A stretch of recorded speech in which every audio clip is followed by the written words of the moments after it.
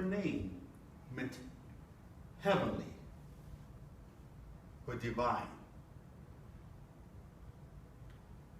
A couple of years ago, a psychic responded to my stepmother's call to visit my father's hospice at his Albuquerque studio home to serve as his spirit walker, a Native American guide for the souls of those transitioning from this world to the next, and also to serve as a guide for his grieving family through this process of letting him go. The psychic stood 5 feet tall and possessed long black hair. Native American amulets and crystals adorned her neck and fingers. Her eyes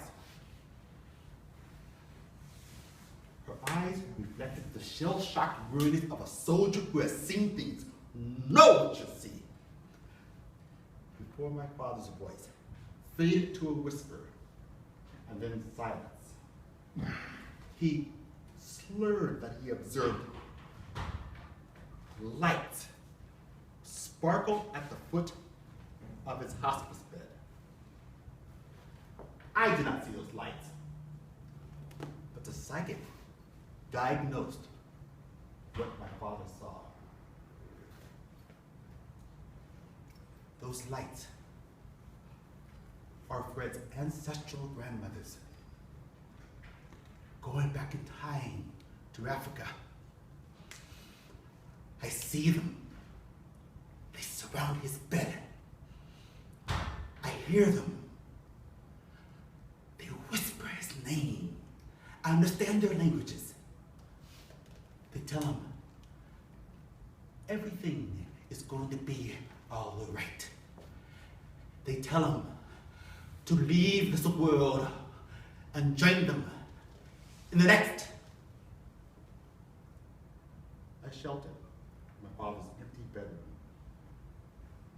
while the family held a death vigil around his hospice bed in the living room. I sorted through my father's papers and found a poem he wrote titled "The Flight Across Heaven's Gate," about the flight of the soul from the body upon death. The psychic entered the bedroom. "Andre, your father wants you to spend some time alone with him." I thought, what do you know what my father wants? He can't even speak. But then I looked into the psychic's eyes, and I knew. I followed her. The psychic ushered grieving family and friends from the living room.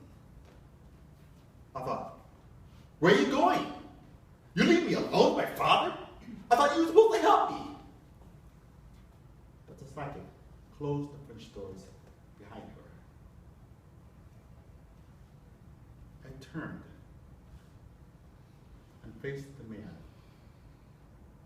lying in the hospice bed. I approached and stroked his bald head, his brown, wrinkled skin began to release the stress and strain of his life. I thought of his poem. Whatever time is left in life, each creative step of duty renders puts us close, but not too late, in that flight across heaven's gate. I looked around the living room, decorated with awards and trophies and culture from a 60-year career as a potter. I looked in the sculpture faces that my father created, hoping to see that ancestral spirits that the psychic saw. But I saw nothing but clay. I watched my father's chest, rise and fall, rise and fall. I feared his heart would stop beating during my watch. The morning after my father passed, I went outside behind the guest house to the garage that contained his pottery studio. During the death vigil, a collector of pottery had called requesting an appraisal of Flight Across Heaven's Gate. The mural. I knew of my father's poem, Flight Across Heaven's Gate, but there's a mural? I had to find the answers. And the studio was where my father kept his art papers. As I opened the door,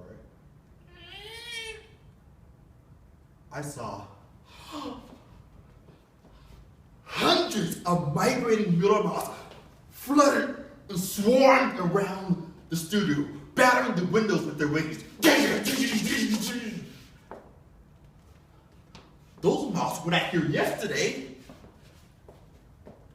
I crossed the moth tornado to get to the file cabinet, and I found pictures, drawings, sketches, receipts, showing that back in 1985, my father had created an 5 feet long, 8 feet tall, quarter-ton sculpture titled Flight Across Heaven's Gate to accompany the poem.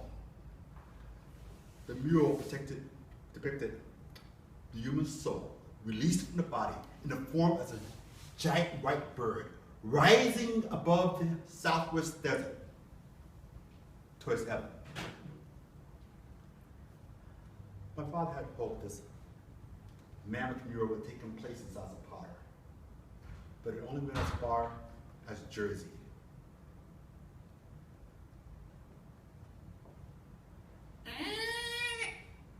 I jumped. My father's widow had entered the studio. Alongside her stood the psychic, who held a white bowl of holy water.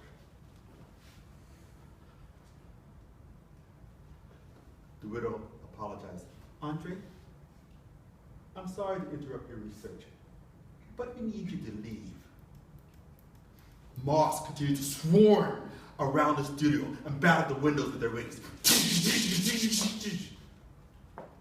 I took one look at the psychic's eyes and fled. That evening, during dinner and discussions about possible dates for Dad's memorial service, the psychic sat next to me and asked, "Do you have a partner?" I thought, you should know this. But I said, Rob and I, we've been together for 20 years. The psychic sighed. I would love to meet someone, but it's hard when you see dead people.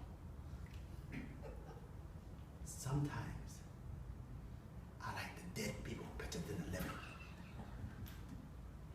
But other times, oh, they are not as nice. On the morning of my departure from Malcolm, I visited my father's studio to gather more of his papers into my bag. I opened the studio door and saw nothing. The moth swarm that had battered the windows yesterday vanished. Just what did the psychic do with that bowl of water? I shifted a newspaper on my father's work table. A single moth fluttered into the air and flew off. Thank you very much.